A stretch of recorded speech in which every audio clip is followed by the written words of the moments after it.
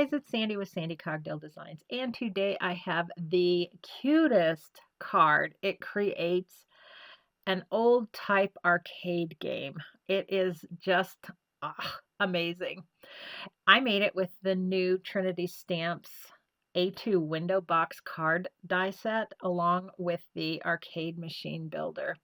They also have another die that came out that's called the Gachapon machine die set, which makes the machine that's got the claw that picks up the stuffies. I've had a blast playing with all of these.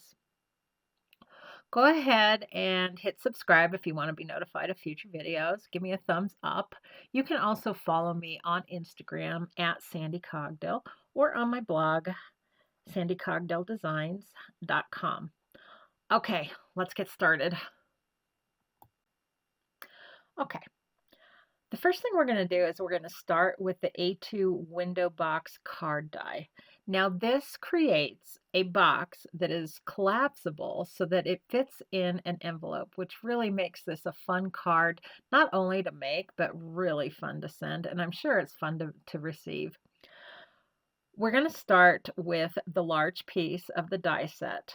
I'm going to take out or make sure that the windows are not included in that die or not part of the die, and I'm going to run that through my die cut machine. That is going to be the back and one of the sides of my box. Next, I'm going to take the die again, and I'm going to take that large square piece, which is actually the center window of the front of the box. I'm going to place that in my die. I'll go ahead and use some temporary tape, some of that thin mint tape, center that in that opening, tape it down, and then run it through my die cut machine. Now I am cutting on black cardstock that I have used the Starfield letterpress plate to put those pretty turquoise stars on it, and I used a turquoise glimmer foil. Another part of the box is that long strip that comes with the die set. You are going to need to cut 2 of those out for this box, and I have used just the scrap cardstock from my other pieces. The die set creates 2 score lines on each one of those pieces. I like to use a ruler to help me hold that paper down right at that score line. I fold it back towards me to break down those fibers, and then I'm able to fold it over and I can get it directly on the score line. The score lines are going to create the corners of your box. Well, it'll create a corner of the box, and then the tab is what you're going to use to attach the 2 pieces together to create the actual box. Once I get those folded, I'm going to use my bone folder just to press that down and give it a good crease. Next, I'm going to apply a very thin adhesive tape to those tab pieces on the side of the dies. I think this tape is just a little bit under 1/8 of an inch. I'm also going to apply that thin tape on the right and left sides of that window opening. And then the top window opening, I'm going to use a little bit wider of a tape. It's about 1/4 of an inch. Go ahead and put that on the top and the bottom of that window opening. That is going to hold the acetate in place. And the reason I'm using the thicker tape on the top and the bottom is that I just want to make sure that it's held very well in place, that it withstands the opening and the closing or the collapsing of the card. Next, we're going to start decorating the front of our box. We're going to be using the arcade machine builder. And what I like to do when I'm working with these small pieces is I like to put a double-sided adhesive on the back of my cardstock. Trinity Stamps has a great product. It's called Rip and Stick, and it comes in sheets, and you can use that definitely for the larger pieces along with the little ones. The other thing I love to use is it's a heat-resistant Teflon sheet, And once I get those pieces, especially the little teeny ones like the buttons and the joystick, I will die cut them, peel off that protective backing, and then I place them on that protective sheet. That way I can organize them and I'm not losing them and I'm not stopping every 2 seconds to die cut another piece. So that to me is really, really helpful. So to start off here, I am starting with the top and the bottom of my machine. I'm going to cut out those two pieces, and then from a matte colored like fuchsia cardstock, I have the little frames that I'm going to be placing that trim out both of those pieces. Next, I'm going to put that lettering on the top of the sign. I kind of start in the center, getting my letters placed on it, and then I kind of go back and forth, trying to get them evenly spaced so that there's equal distance on both ends of the letters. As you can see, I'm using my pickup stick tool, which is one of my favorite tools. It's never very far from my right hand. To tell you the truth, I use it for everything. I'll go ahead and pick those up, lay that down on my cardstock, and once I have those letters in the place that I like them, I'll go ahead and give them a good press. Now I'm going to start putting those pieces on the front part of my box. So even though I have the adhesive tape on the back of these pieces, I'm also going to use a little bit of liquid glue. And what that does is it creates a little bit of a barrier that gives me some flexibility. I can move around that piece without it being completely stuck to the paper, so I can get it placed exactly where I want it to be. I do this on a lot of the larger pieces. I don't always do it on the small pieces because I don't want the glue to get squished out and show on the outside. Next is the piece that would be holding up the instrument panel for this arcade machine. I did not put the adhesive on the back of this piece because this piece and the one that goes above it actually hang off the edge of the box when the box is in its box position, I guess is how I want to say it. So if you were to put adhesive on that, it would be sticking to the sides when that box was collapsed. So you definitely don't want to use the adhesive on that piece and the instrument panel that will go just above it.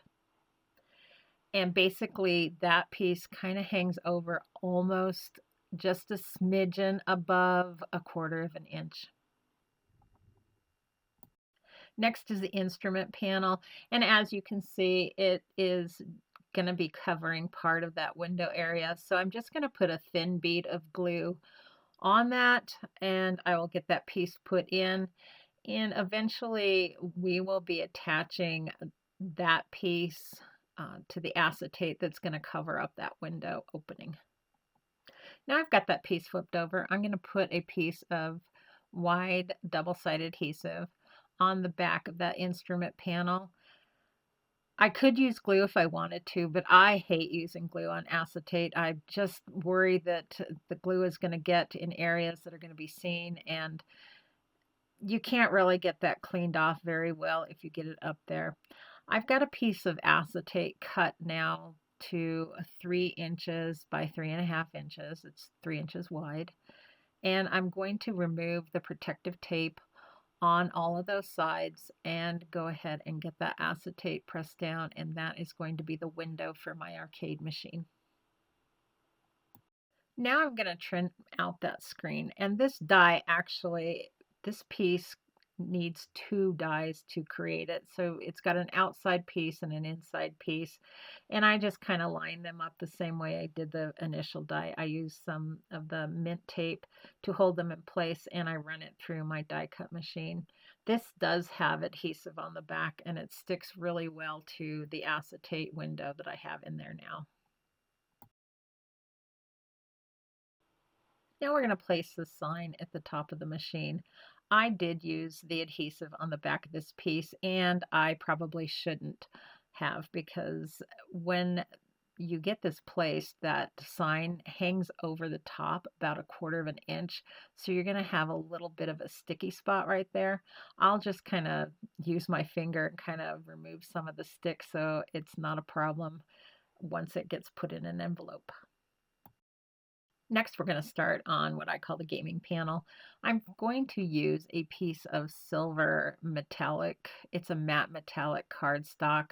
I do have the adhesive on the back of that, and I will use the liquid glue to get that placed so that there's just a slight border above that silver and it's centered in that blue piece. Next, we're going to work on the 2 little joysticks. This is kind of a little bit tricky. So you've got the actual joystick, and then you have 2 pieces that actually belong to that also. And what they do is just create some dimension and some realism for those 2 pieces. So what I'm going to do is I'm going to take both of those joysticks, I'm going to put them on that silver piece, and I'm going to get them so that they are level with each other and at the same distance from the outside edge of that silver panel. Once I get those put in place, then I'm going to, and I'm not going to press down the bottom of it, I'm going to take those 2 little pieces that come with the die set. I'm going to lift up the bottom of that joystick. I'm going to slide in one of those little black pieces. And then I'm going to take the second black piece that belongs to the joystick and I'm going to put that on top of the base of the joystick. And that's going to give it the dimension to make it look like it's really coming out of like a button or a panel. I've put the little circles on the top of the joysticks. Now I need to put my buttons on that panel. So there's 3 of them. I'm going to use black cardstock to cut out 3 of those. The largest piece is the button base. I'm going to, it was easier to kind of offset the 3 of them rather than try to get them to go straight across. So I'm going to put the bottom part of the button, 1 lower and then the 2 higher to kind of offset them. Then I'm going to take the larger of the button piece. So like that hot fuchsia color, I'll take the larger piece and set it on top of the black button piece. And then I will take that smaller piece and put it on top of the first piece that I put on. So what that's doing is creating dimension, and it's the eye is catching that detail, even though you might just think, well, the 1 piece would be good enough. It actually makes a huge difference to put the 2 pieces on top of the button piece, if that makes any sense at all. It's a little bit tricky, but the effect is pretty amazing. The back of this card is the perfect canvas for a sentiment. I have used the new 8-bit birthday stamp and die set. I have heat embossed using black embossing powder on a hot pink cardstock the words, "You're not old, you've reached retro." I'll go ahead, stamp those, emboss them, cut them out, and then I'm going to arrange them on the back of my card. For the little gaming symbols that go around this sentiment, I am using the 8-bit alphabet stamp and die set. I have stamped and heat embossed them with black embossing powder on hot pink again. I've got kind of a neon-ish blue and as neon green as I could find in my cardstock stash. I'll go ahead and get a bunch of those heat embossed and cut out, and then I'll just start arranging them on the side of my box first. Eventually, I will put some on the back of my card to kind of fill in all of the open space. But for right now, I'm just working on the side of the card. For the background inside of the box, I I used my Starfield letterpress plate along with some silver foil. on a very dark gray to make that just a little bit different than my black on my arcade machine. Went ahead, foiled that, cut it to 3.5 or 3 by 3.5, and I'll go ahead and glue that, lining that up at the very top of my card, making sure that I am not going over that fold. You want to keep that fold as free as possible or your card is not going to collapse. I'm going to use some more of those little game symbols on the other side of the box just to balance things out. Next, we're going to put the two box panels together, but we're not going to finish the box. We're just connecting the two pieces together. I removed the protective tape on that 1/8 inch tape strip. I'm going to run a little bead of glue along the strip, and then I'm going to line up those two pieces, matching the black cardstock at the top and at the bottom, and making sure that I'm not extending over that fold. Next, I'm going to work on those two tab pieces that we cut from the A-2 box card die set.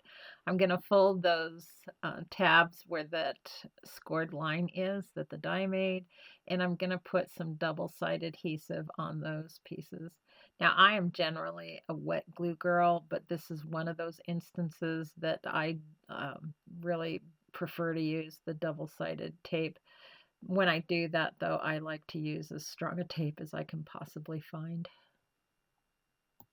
I'm going to remove that protective tape, and I'm going to butt that tab end up to that corner where the background is. This is going to be like a little bridge that's going to go across that window opening, and that's where I'm going to hang my little elements to give that card that 3D effect. Again, make sure that you're not covering up that fold, because that is what's going to keep your card from, or keep your card collapsing so that you can get it into an envelope. Okay, so that we're not spending dinner together, I did do some die cutting and some coloring off camera. I have used the We've Come for Cake stamp and die set along with the Out of This World stamp and die set. I've cut out a couple of planets, and then I used some words from the 8-bit birthday die set. And I am just arranging those so that the planets are kind of holding up my wording. And then I've put some little pieces of acetate strips to hold them in that box so that they look like they're floating. I'm going to put some double-sided adhesive on the acetate strips that are going to be holding my planets in that box opening. I'm going to kind of play around with that and figure out exactly where they are going to best fit on that bridge that I've got glued in the inside of that box now. I'm hoping that makes sense, but I think that the video helps. Now that I've got those placed, I'll go ahead and trim off the excess acetate strips. I also noticed that my wording was a little bit flimsy between the happy and the birthday. So I'm going to take a little bit of that double-sided adhesive, put it on a piece of clear acetate, and just kind of fortify those two pieces together. My little Martian in the flying saucer is from the We've Come for Cake stamp set. So I've got him stamped, colored, and die cut. I'm going to put some temporary tape on the bottom of his flying saucer and just kind of try different spots where I think he's going to look best in that window so that he's not impeding the planets up above him, but he's still seen from the bottom of that window. Once I figure out where he belongs, I'll go ahead and draw a line of where I need him placed with a pencil, remove that temporary adhesive, and go ahead and get him glued in that box. I'm going to do the same thing with the temporary adhesive to figure out where I want that other little planet that I'm going to be gluing in that background. So I'll just get him placed where I think he's going to look good with the temporary tape. Once I finally figure out where he needs to go, I will go ahead and just glue him in place. Now we're going to close our box. I'm going to remove that protective tape on that thin tab opening, run a line of liquid glue along it, and then bring that edge over to close up that box. I'm not too worried right now about those two tabs that are just kind of hanging there free. We're going to get those attached in just a second here. Now that we've got our box closed, we need to attach those little bridge pieces. There is an easier way to do this. And I figured it out on like the third or fourth box that I made, but this is what we're working with right now. So you're going to just use your little pokey tool, remove that protective tape on that one end of the tab, and just press it up against the side part of the box. That works. There's an easier way of doing it, but this way works also. We're going to do the same thing on the bottom tab, although this one's a little bit more difficult because it's kind of up in there in that box. So I'm going to use some long tweezers to kind of help me pull that protective tape off of that tab and help me get that placed so that it's up against that side panel.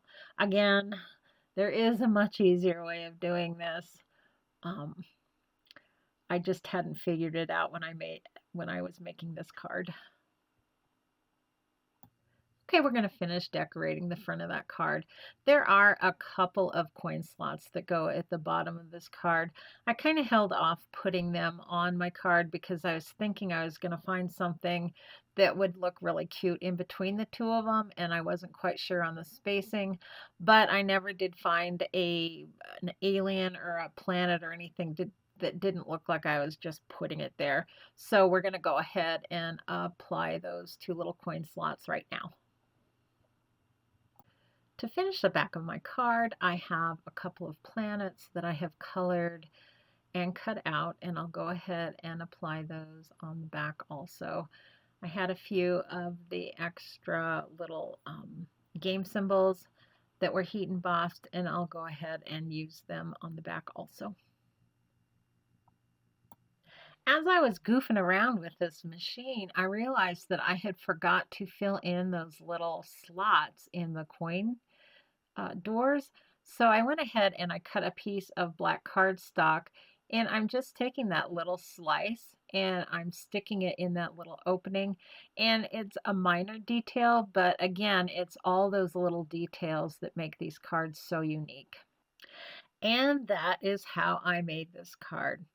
Oh my gosh, isn't this just the neatest card? It's got everything going for it. It's colorful, it's interactive, it's fun, it's unique. I I just love it. I have so many other ideas just swimming around in my head I can't wait to start working on.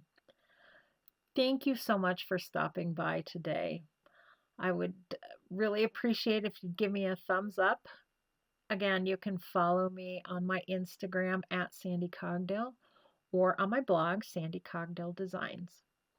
Thanks again, and I hope you have an amazing day. Bye bye.